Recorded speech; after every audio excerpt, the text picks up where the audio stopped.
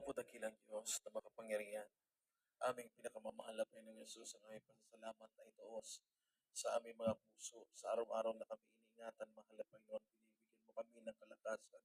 Mag-isa bawat yugto ng aming panambahan na kami sinamahan mo. Hallelujah. Salamat kami sa iyo, napat kami sa presensya na pinadama sa aming lahat. Sa pakikinig po namin ng iyong mga banal na salita, muli kami narito sumasamo, nagpapakumbaba. Kahabagan mo kami at patawarin na sa first prayer ng aming minamahal, ginagalang aming malapastor. Lakipan mo ng kapangyarihan, pag-ibig at pananampalataya ang iyong makapangyarihang salita. Sa oras na ito, sinasaway namin ang lahat ng mga pag-alilangan, lahat ng hadlang. Cast out from us, sinners and Philippine thoughts, in the mighty name of Jesus. In the name of Jesus, and everybody shout, praise the Lord. Praise the Lord. Purihin ang ating pinakamahal na Panginoong Diyos. Mga minamahal, tayo po ay nagpapaabot sa mga sandaling ito. Pinakamataas po natin pagpupuri, the highest praise, honor, glory, worship, and praises belongs to our Savior, our loving God, our dear Jesus. And also we greet po with love and respect and double honor our beloved parents in the Lord, our shares and treasure, the blessed teachings po ng ating beloved honorable Pastor Evangelist Will Estrada Almeda, our beloved Honorable Assistant Pastor Linus Almeda, and also with po, beloved Almeda family, beloved brethren, beloved members and co-workers, beloved webcast viewers and visitors. Magandang gabi po sa ating pong lahat. Palakpakan natin lahat ang ating mahal na Panginoon. Lahat po ng mga nagagalak sa ating mahal na Panginoon. Sumigaw ng malakas na praise the Lord. Salamat po sa ating napakabuting Diyos. Dakila ang biyaya ng mahal na Panginoon sa buhay ng lahat ng mga umiibig ng tapat at totoo sa ating mahal na Panginoon. Sabi nga po ng salita ng mahal na Panginoon, laging sagana ang biyaya ng Diyos kapag ikaw ay lumakad ng buong katapatan sa mahal na Panginoon. May ganap na pagkatakot sa ating dakilang Diyos sapagkat ito ang ating kailangan sa ating panahon. We are in perilous time, maminamahal. Ang mga panganib, ang mga kapamakan ay laging nariyan sa buhay ng mga tao. Ngunit sa mga naglilingkod sa Diyos, dahil sa biyaya ng mahal na Panginoon, nariyan po ang makapangyarihang kamay ng mahal na Panginoon na nag-iingat po sa ating lahat. Saan man tayo pumaroon, binabantayan tayo ng mahal na Panginoon. Everybody shout, praise the Lord. Kaya hindi po, basahin natin ang ating mga Bible. 2 Corinthians 9 verse 8. Amen. Praise the Lord. Ito po sinasabi sa ikalawang mga taga-Korinto. Kabanatang 9 at ang talata ay 8. At maaaring gawin ng Diyos na ang lahat ng biyaya ay magsisagana sa inyo upang kayo'y na mayroong laging buong kaya sa lahat ng Amen. Magsipanagana sa bawat mabuting gawa. Amen. Purihin ang ating mahal na Panginoon. Everybody shout, praise the Lord. God bless you po sa pagkabasa ng Word of God. Mga minamahal, sinasabi na salita ng mahal na Panginoon, and God is able to make all grace abound toward you, that He always, having all sufficiency in all things, may abound to every good work. Ang ating paksa ngayong araw na ito, grace abound. Sagana ang biyaya ng mahal na Panginoon. Alam niyo po, ang Biblia nagsasabi na ang dakilang Diyos ay dakilang mangingibig. Siya po ang umibig sa atin at ibinigay ang kanyang buhay para tayo ay maligtas. Iniwan niya po ang kanyang magarang trono doon sa langit. Siya po ay mayaman sa lahat, gayon may nagpakaduka upang sa kanyang karukaan ay magsiyaman ang bawat sumampalataya sa ating dakilang Diyos. Ang dakilang kaugnayan ng biyayang ito, mga minamahal, sabi ng Biblia, ito ay nagdadala po sa atin ng tinatawag na kaligtasan. At ang kaligtasan na ito, mga minamahal, ay wala sa relihiyon. Ang kaligtasan ito, mga minamahal, ay wala sa paggawa ng mabubuting mga minamahal, gawa ng tao. Kaligtasan ito ay nanggagaling lamang sa ating mahal na Panginoon. Pag may espiritu ka po ng Diyos, na sa iyo na ang mahal na Panginoon, doon ka ililid ng mahal na Panginoon para gumawa ka ng bagay na kaaya-aya at matuwid sa harap ng ating mahal na Panginoon. Kahit anong buti ng tao, Kahit anong bait ng tao, pag wala yung Espiritu ng Diyos sa kanya, hindi nagpahingala yung presensya ng mahal na Panginoon, mga minamahal, ang tao, nature ng tao na magkasala. In his mind, in his word, in his actions, nature ng tao magkasala. Pero pag may Espiritu ka ng mahal na Panginoon, mga minamahal, the truth shall set you free. Makalaya ka, mga minamahal, sa gapos ng kasalanan because the grace of the Lord will abound in your life. Palakpakan natin lahat ang mahal na Panginoon. Next verse tayo, kaya hindi po, Titus chapter 2, verse 11 and verse 12. Dito po sa Tito ang kabanatay 2 at ang mga talatay 11 at 12. Ito po ang sinasabi. Sapagkat napakita ang biyaya ng Diyos na may dalang kaligtasan sa lahat ng mga tao. 12. Na nagtuturo sa atin upang pagtanggi natin sa kalikuan at sa mga kahalayan ng sanlibutan ay marapat mabuhay tayong may pagpipigil at matuwid at banal sa panahong kasalukuyan ng sanlibutan ito. Amen. Palakpakan natin lahat ang ating mahal na Panginoon. Ang sabi ng talatang ating nabasa sa talatang 11 at 12, sinasabi ng salita ng dakilang Diyos. Talatang 11 tayo, maminamahal, sapagkat napakita ang biyaya ng Diyos na may dalang kaligtasan sa lahat ng mga tao. In all races, in all tongue, mga minamahal, in all nationality. Sabi ng talatang 11, sapagkat napakita, mga minamahal, ang ating makapangyarihang Diyos na may dalang biyaya para sa kaligtasan ng lahat ng mga tao. Amen. At ang sabi ng talatang 12, ang paraan ng pamumuhay kapag nasa iyo ang biyayang ito, ang dakilang pagpapalang ito, mga minamahal, ito ang gagabay sa iyo para ikaw ay malayo sa buhay makasalanan. Everybody shout, praise the Lord. Sa mga kahalayan ng mundong ito, kahalayan ng sanlibutan, sabi mga minamahal, ng salita ng dakilang Diyos. Bilang isang Kristiyano, bilang naglilingkod ka sa mahal na Panginoon, lahat tayo ay nagkukulang, nagkakamali. Kaya nga ang paglilingkod natin sa Diyos, napakahalaga. Sinsirong paglilingkod ang dais makita ng mahal na Panginoon sa atin. Hindi na tayo nabubuhay, maminamahal, sa ating nakaraan. Lumipas na po ang mga panahong nabuhay tayo sa pagkakasala. Ang ginagawa natin, lumalakad tayo ng naaayon sa kalooban ng mahal na Panginoon. Hindi ka liliko sa kaliwa o sa kanan. Tuloy-tuloy na pagliliko sa ating dakilang Diyos. May kahirapan man, may pagsubok man. Everybody shout, praise the Lord. Minsan mga minamahal, yung padaanin ka ng mahal na Panginoon sa trials. Amen. Padaanin tayo ng mahal na Panginoon para linisin tayo ng mahal na Panginoon. Mabubuhay ka sa pananampalataya. Isipin niyo, mga minamahal, maraming mga patutuon ng mga kapatiran. Wala na talagang pag-asa. Pabalik-balik sa ospital, yung isang patutuon ng kapatid natin, mga minamahal, year 1980s po na save, mga minamahal. Narinig niyo po patutuon ni Mami Mary at ni Daddy Bob, mga minamahal, Pereira. Dahil sa karamdaman niya, mga minamahal, nagpunta pa siya, mga minamahal, ng Batikan para bumili po, mga minamahal, ng holy water. Dahil ang paniniwala, mga minamahal, mabisa po yun. So, bumili po siya, mga minamahal.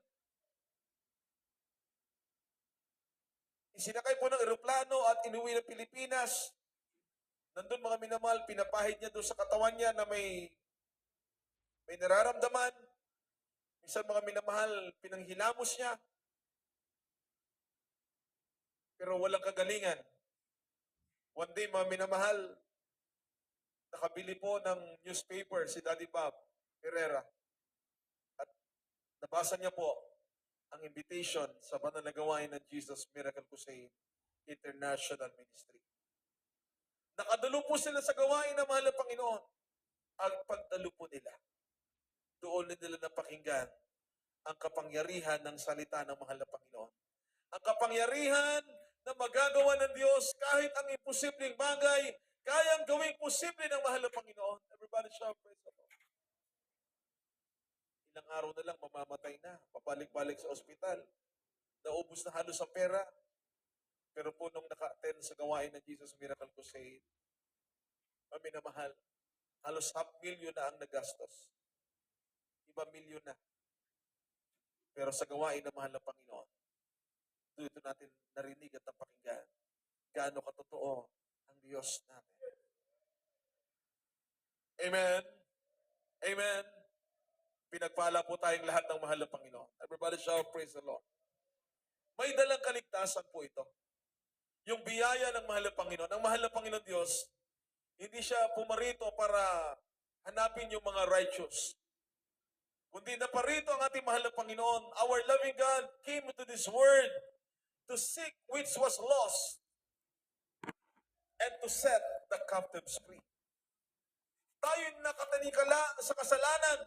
Tayo nakatanikala, mga minamahal, sa iba't ibang uri ng mga problema at karamdaman. Kaya nga ang tao, pag wala ng pag-asa karamdaman niya, minsan hindi niya na kaya, magtangka siya mag-suicide.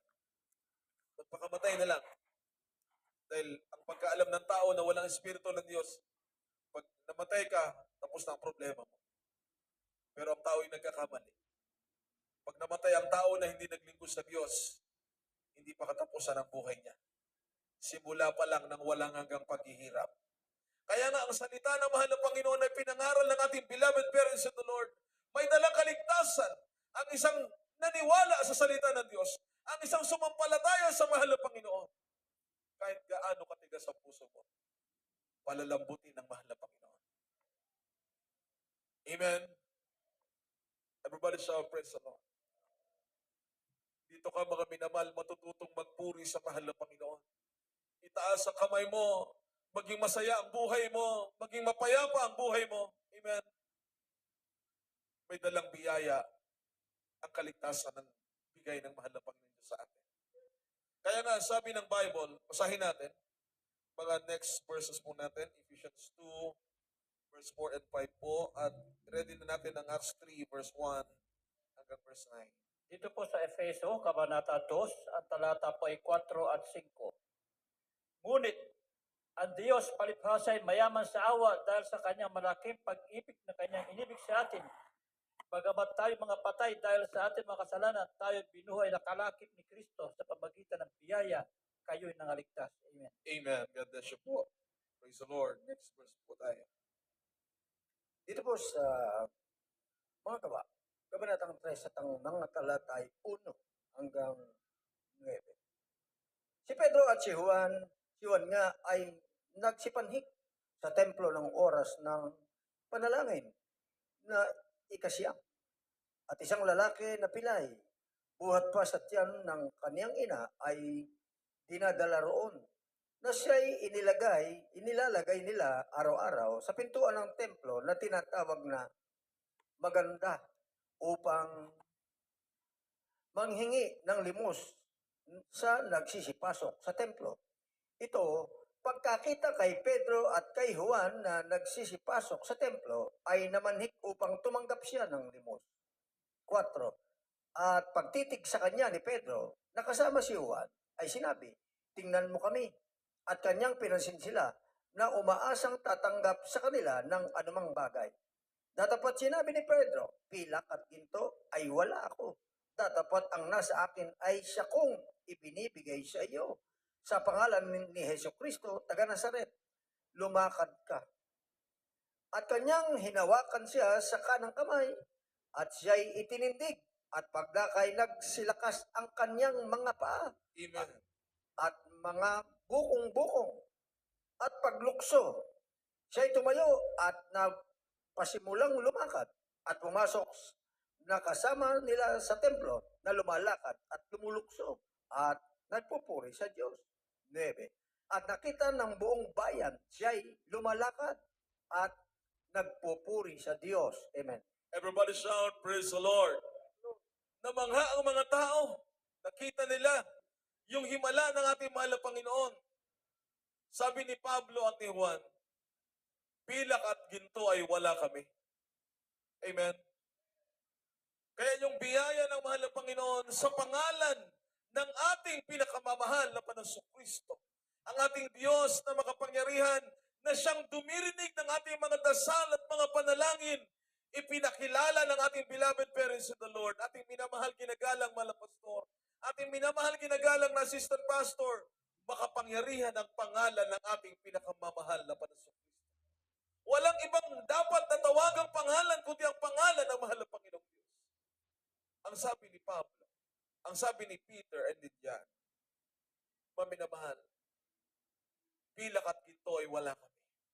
Yung isang pilay na nandoon sa beautiful gate, araw-araw po, nanghihingi po ng limos, humihingi ng tulong sa mga tao.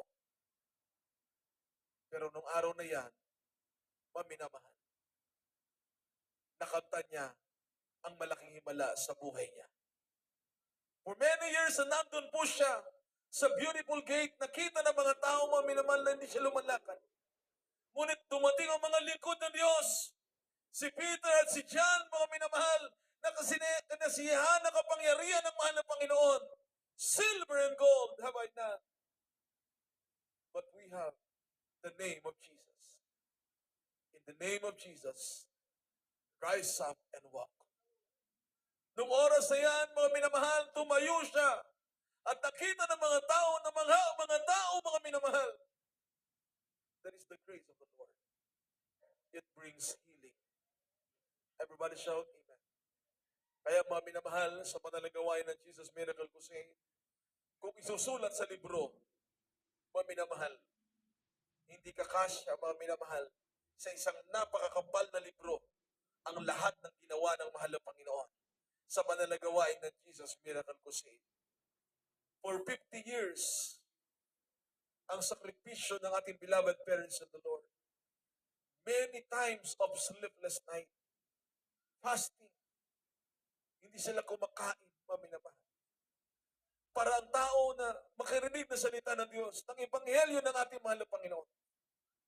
Kahit ang isang komunista na hindi naniniwala sa Diyos, pag narinig ang kapangyarihan ng mahal na Panginoon, totoong gospel ng mahal na Panginoon, mananiwala sa kapangyarihan ng ating mahal na Panginoon, mga minamahal, dahil yun ang kapangyarihan ng dakilang Diyos at isang tao, makalapit ka sa mahal na Panginoon. Saan ka man naroon ngayon, mga minamahal? Marahil, meron din tayong problema, meron po tayong karamdaman, meron tayong pangailangan sa mahal na Panginoon. Gaano man po kabigat ito. Meron pong Diyos na handang tumugon sa lahat po ng ating mga panalangin. Dahil hindi malayo ang paningin ng mahal na Panginoon. Hindi rin, mga minamahal, maiksi ang kamay ng Diyos para hindi po tayo maabot sa ating mga dasal at mga panalangin. May isang kapatiran, mga minamahal, na sabi niya, hindi na siguro ako karapat-dapat na lumapit sa Diyos. Dahil sa dami mga minamahal na kanyang mga kaso, pabalik-balik siya mga minamahal sa kulungan. Ngunit isang araw narinig niya ang totoong salita ng mahal na Panginoon. Meron palang Diyos na umibig sa tao at ibinigay ang kanyang buhay para ang tao ay maligtas. Noong oras na yan, nag-isip siya, paminamahal. Dahil ang kanyang kaso, halos mahabang panahon dapat siya mag-serve sa kulungan. Nung narinig niya ang ebanghelyo ng mahal na Panginoon, nagsisi siya sa lahat ng kanyang mga nagawang kasalanan. Kasi po, sasagana lamang ang biyaya ng mahal na Panginoon sa buhay natin pag tayo po yung mapagpakumbaba. Everybody shout, praise the Lord. Everybody shout, amen. Magiging masaya ka, paminaman sa araw-araw mo na buhay mo. Wala kang dapat pangilagan. Hindi ka nagtatanim ng sama ng loob, ng puot sa sarili mo. Kasi ikaw din ang lugi, paminamahal. Amen. Amen. There is nothing to lose in giving love, paminamahal, for one another. Amen. tayo tinawag na mahal na Panginoon.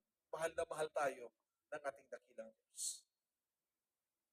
Nagiging bahagi lang ng buhay natin ang minsan ng mga circumstances. Pero kung may mga hindi magandang bagay na nangyayari sa buhay natin, huwag nating hayaang maapektuhan ang pagiging totoo nating mga anak ng Diyos at mga tagapagmana ng buhay na walang hanggan. We are saved by grace. Everybody shout, praise the Lord. And that grace remain, mga minamahal. Namamalagi po yung biyaya ng mahal na Panginoon na magbibigay sa iyo ng kapayapaan, nagbibigay sa iyo mga minamahal na kaligayahan mo. Nung oras na yan, nung napakinggan niya po yung gospel ng mahal na Panginoon, una niya nakamtan doon sa kulungan ay ang kapayapaan. Everybody shout, praise the Lord. Everybody shout, amen. Pag napupunta ka mga minamahal sa mga jail, makita po yung mga nakapiit po dyan, talagang ang kanilang longing para sa kanilang pamilya, makasama ang kanilang mga pamilya. Malutas sa kanilang mga kaso, ang kanilang mga problema, mga minamahal. Pero dahil sa salita ng mahal na Panginoon, itong kapatid natin na to, nabiyayaan siya ng kalayaan hanggang siya ay nabigyan ng parol, siya po ay nakapaglingkod ng malaya sa ating mahal na Panginoon. Napakabuti ng dakilang Diyos. Sa panahon ni Peter and John, makita natin gaano ang pagmamahal ng Diyos sa lahat ng mga tao. Ang mahal na Panginoon na umibig sa atin, ayaw niya na tayo mapahamak. Kaya dinirinig ng mahal na Panginoon lahat po ng ating mga panalangin because His grace abound. Psalms 34, verse 15. Malapit na tayo matapos. At prepare na po natin ating last verse mamaya. Basahin natin Psalms 103, verse 1 hanggang verse 4. Dito po sa mga awit ang kabanata ay 34 at ang talata ay 15. Ito po ang sinasabi.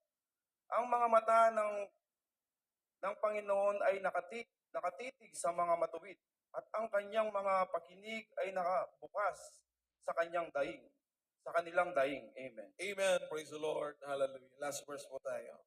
Kindly po. Dito po sa mga awit, kabanata 103, ang talata po ay 1 hanggang 4. Dito po tayo sa 1. Purihin mo ang Panginoon, o kaluluwa ko, at lahat na nangasa loob ko ay magsipuri sa kanyang banal na pangalan. Purihin mo ang Panginoon, o kaluluwa ko, at huwag mo kalimutan ang lahat niyang mabubuting gawa, na siya nagpatawad ng iyong lahat ng mga kasamaan, na siya nagpagaling ng iyong lahat ng mga sakit, na siya tumubos ng iyong buhay sa pagkapahamak, na siya nagpuputong sa iyo ng kaganda loob malumanay ng mga kaawaan. Everybody shout, amen. Everybody shout, praise the Lord. Sabi ni King David, minamahal, sa Word of God na ating nabasa kanina, sabi ng salita ng ating mahal na Panginoon, the eyes of the Lord are upon the righteous, and He hear their cry. Naririnig ng mahal na Panginoon ang panalangin ng mga matuwid. Bless the Lord, all my soul, and all that is within me. Bless the Lord, all my soul, and forget not all His benefits. Who forgiveth thy sins, and who healed all thy diseases. Siya na nagpapagaling sa atin. Siya po na nagpatawad ng ating mga kasalanan. All those benefits, all those blessings na ibinigay ng mahal na Panginoon. Let us always remember the grace of the Lord abound more and more. Sufficient enough ang blessing na mahal na Panginoon sa atin.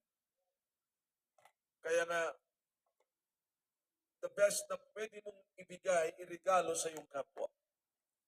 Love and forgiveness. There's nothing more. Priceless po yun. Mabuhay ka ng mapayapa, mabuhay ka ng matiwasay, mabuhay kang masaya at nagagalak lagi sa presensya ng mahal na Panginoon. Yung pag ikaw ay humarap sa mahal na Panginoon Diyos na pinagmulan ng lakas natin, ng buhay natin, masasabi mong ikaw ay pinagpala ng mahal na Panginoon. Minamahal. Kung nasa puso natin, nandyan po yung fruit of the Holy Spirit. Everybody shout, praise the Lord.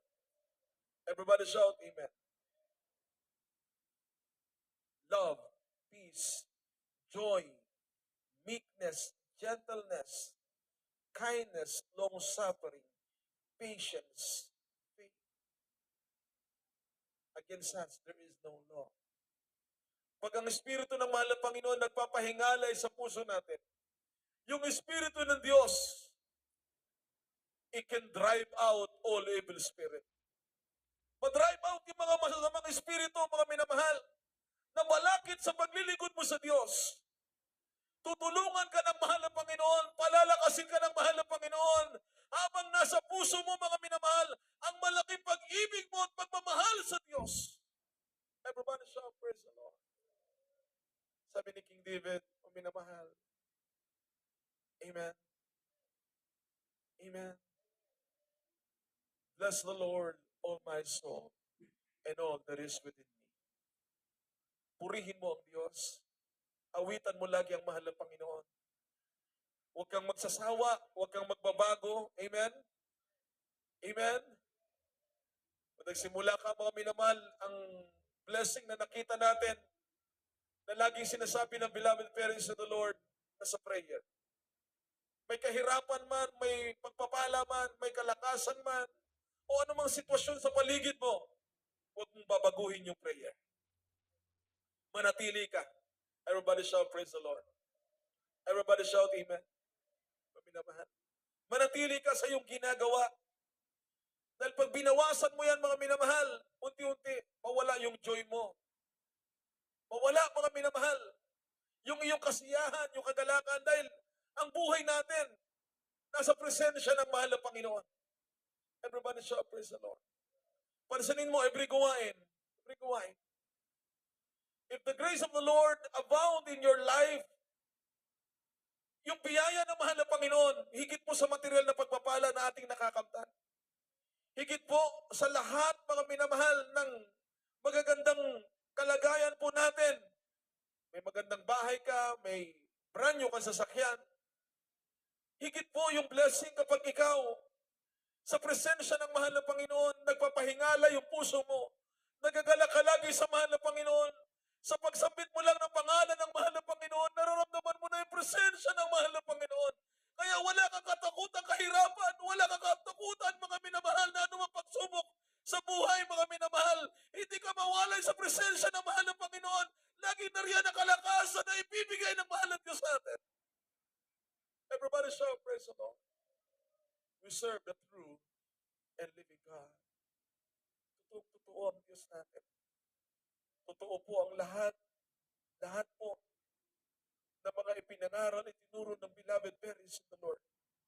Nagmanifest sa buhay ng lahat ng believer. Wherever we are today, whether you are in far country, sa malayong mga bansa, sabi na salita ng mahal na Panginoon, the eyes of the Lord are upon the righteous. Amen. And His ear is open to their cry. Nakikinig ang mahal na Panginoon sa mga dasal at panalangin natin. Laging magalak sa biyaya ng mahal na Panginoon.